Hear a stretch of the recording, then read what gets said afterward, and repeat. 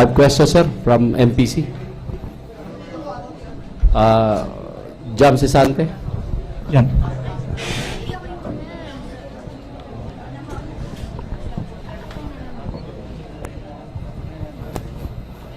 President Aquino, medyo other matters po, not related to the PNP. Next week po, pupunta na po kayo sa US.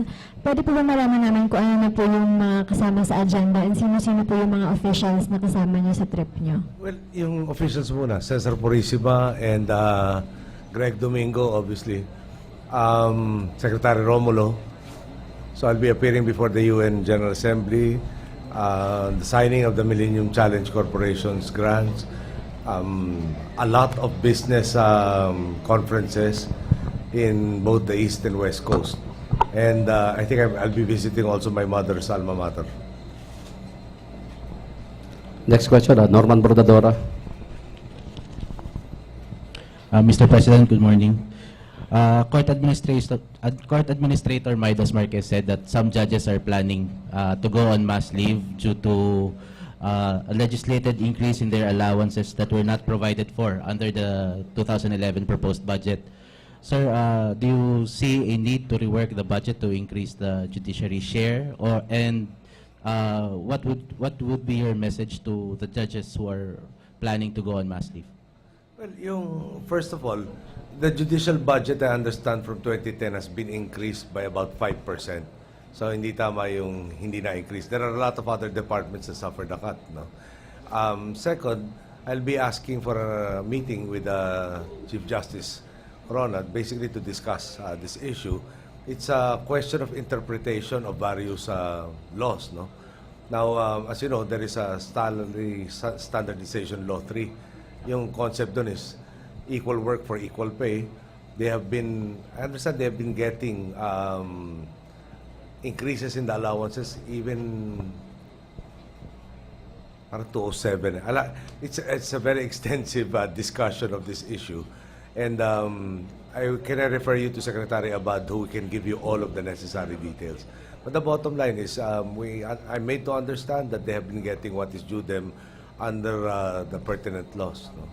Now, yung sa leave, I hope that they are not going to do that. They are a very necessary function, and I'm sure most, if not all of them, are very upright individuals who would want to do real service to the people. This can be, I think, threshed out. It's just a, siguro a miscommunication, but a misunderstanding of the pertinent laws. There is, of course, that is not an isolated issue. No? If there is an increase on top of the increases that they've already had, that affects also others in a similar situation, like the prosecutorial service, the public attorney's office. And the sums are not minuscule. No? It will entail about 700 million for both. So a total of about 1.4 billion. But to give you the complete background, I would refer you to Secretary Abad. Our Kaliga, Philippine Star.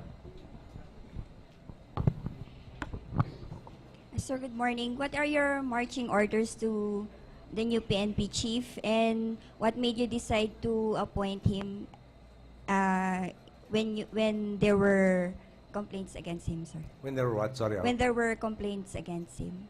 Complaints against General Bacalzo? Yeah. Complaints that by? came out, the complaints by the junior officers. Ano yung complaints? I think I will challenge all of you. No? Look for any change of command ceremony and activity, be it the AFP or the PNP. There will always be certain quarters that will be grumbling. Parang tradisyon na eh. So is it real or as opposed to manufactured? I'm more inclined to think it's manufactured. No. Now, what are the marching orders? There are things that he will continue on a reform basis. For instance, as you know, I went to Bikutan, I looked at the equipment, I was not happy with what I found in the equipment. So the bidding processes, the Constitution, parang reforms within that process to ensure that you don't get the same results. For instance, I think I pointed it out already, yung sa standard firearm of the PNP, pistols, for instance, there are, I think, at least 6 that are that are the standards. There's not one standard. So it complicates so many things, the training, the logistics, tail of the process, etc. He will be constituting a reform of the process that will ensure that we get the most value for the monies that are spent on the PNP and get what is needed for our personnel, be it equipment, be it training. Of course, the usual priorities, no? As you know, I have a very deep interest with crimes, especially the violent kind, no? I think I mentioned to you, all of you yesterday, focus on this gang that preys on our tourists and our balikbayans coming from the airport. The ongoing fight against drugs, no? The seriousness of this problem also is on the top of the priority list. Yung hold-ups, carjackings, etc. are also on top of the list. I think he has already stated in his speech, no, there will be a return to basics, there will be retraining for everybody, and it starts with his hometown. Okay. Joyce Pañares, Standard.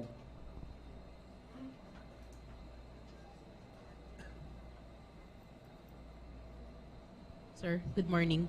Sir, Secretary Purisima has hinted that during your US trip, you will bring some PPP projects to offer to possible US investors. May we get some idea on this? And relatedly, regarding the PSE bull run, how long do you think can we sustain it? Well, what is significant in the PSE bull run, no, is today, as I was informed that it already breached the 4,000 level. I understand this is the first time it has ever reached that particular record.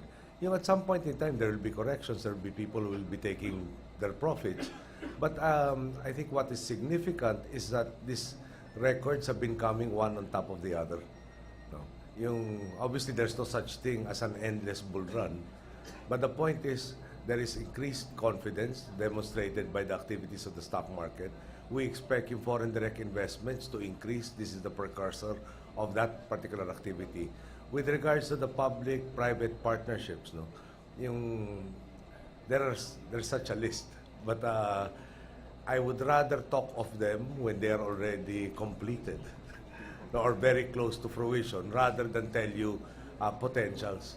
Because as you know, certain quarters in our society would rather focus on what was not achieved rather than what was achieved. So I would want to be able to come home, as I said, I wouldn't go on any foreign trips without direct benefits to the people. And I would rather have them at hand and in hand before I start mentioning what exactly these are. So that when people are expecting certain things, they can have assurance that it will be arriving quite soon. Okay, last question from MPC, Gina Benko, Malaya. Then dalawang tanong po mula sa PNP Press Corps. Sir, tomorrow you will be given the results of the investigation on the hostage crisis by the IIRC. Sir, will you make public the results of the findings, and how soon will you act on the recommendations, and when will the delegation be giving these results to Hong Kong and China? Last time I was informed by Secretary De Lima, they told me that they expect to be finished by Wednesday. I hope that they are finished by Wednesday. Can I just read the report before I tell you what my plans are with regards to the report? Because at this point in time, I will just be speculating on its conclusions and its recommendations. And there are certain things that I want to do even beyond the scope of that investigation. When will it be? As soon as it's done, it's official, we publish it. We inform the Chinese government also of the results of these findings. And then we will deliver it by a party headed by the Vice President and Secretary Romulo as soon as it has finished the process. Okay. From PNP Press Corps, Maricel Abdurrahman, JV7.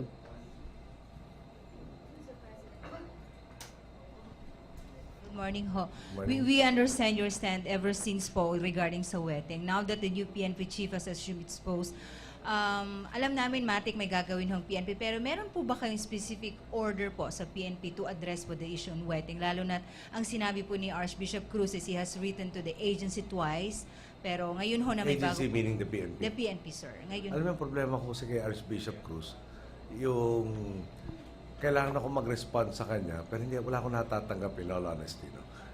Sa plane, sa info, etc. And perhaps that is not his function. It is primarily my function to enforce the laws. Okay? As I've said yesterday, there is a comprehensive plan that the DILG Secretary is tasked to come up with in terms of solving the problem of wetting. What does that mean? No? It is the easiest thing to do to order General Bacalso to go after everybody who's seen participating in it. What does that mean? No? yung mga kumukuha ng taya. Pag swinerte ka, baka matsambahan nyo ng bobola nitong wedding and the other illegal, other illegal games, no? But at the end of the day, the people, the principals are not touched. No? So, after naglaylo or may ibang priorities na kailangan gawin, balik na naman sila. So, paulit-ulit tayo nun. No? So, ako ba'y sasama doon sa proseso o prosesyon ng mga taong nangakong stamp out waiting at wala rin nangyari? Hindi ako.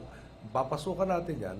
Kailangan lang magde-develop tayo ng expectations sa taong bayan na talagang ma-eradicate yan. Siguro naman dapat may planong talagang kompleto. Amongst them nga, as I mentioned yesterday, yung STL, no, from my information that I got of people more expert than me with regards to it, it was designed primarily, instead of supplanting wetting, it was doomed to fail. Hindi ka makakompete. So that has to be one of the first things that has to be addressed. We will also get the BAR into the picture. Merong undeclared wealth, and as you know, all of that is taxable. So maraming pwedeng imbestigahan sa tax evasion. So you want to go through the whole gamut of things that have to be addressed, including perhaps yung reorientation of the people who find entertainment in participating in it. No? So hindi kami sasali doon sa manghuli tayo ng lahat na nakikita dyan para magpakita ang tao na may ginagawa dyan. Pag pinasukan po natin, kailangan talagang may solusyon, talagang may pagbabago nangyari. So, kailan ba natin gagawin yan? Jesse has been an advocate against waiting for such a long time. I understand that they're very close to putting the final touches on the plan with regards to dealing with all of these illegal gambling activities. Okay, last question, Bing Formento, DCRH. Mr. President, naniniwala ba ho kayo sa sinseridad ng MILF sa peace talk na ito? Ay talaga naman pong naniniwala tayo dyan. Meron na rin pong demonstration ng sinusubukan lang disiplinahin yung mga membro nila na nagbabiolate ng ating mga batas at saka nag-hold naman ho itong tigil putukan na medyo matagal-tagal na rin po. No? So, yung may problema hong basic dyan na yung mga sabihin nating henerasyon na nagkaharapan sa negotiating table, ang mga tao nagtunggali ng pagkatagal-tagal at medyo yung trust aspect talaga at a premium. Pero pinipilit nga ho natin dito at una natin inabuo na negotiating panel ay yung tatalakay ng problema ng MILF at ng Muslim Mindanao. Salamat po. Okay, thank you. Thank you, Mr. Salamat po. President.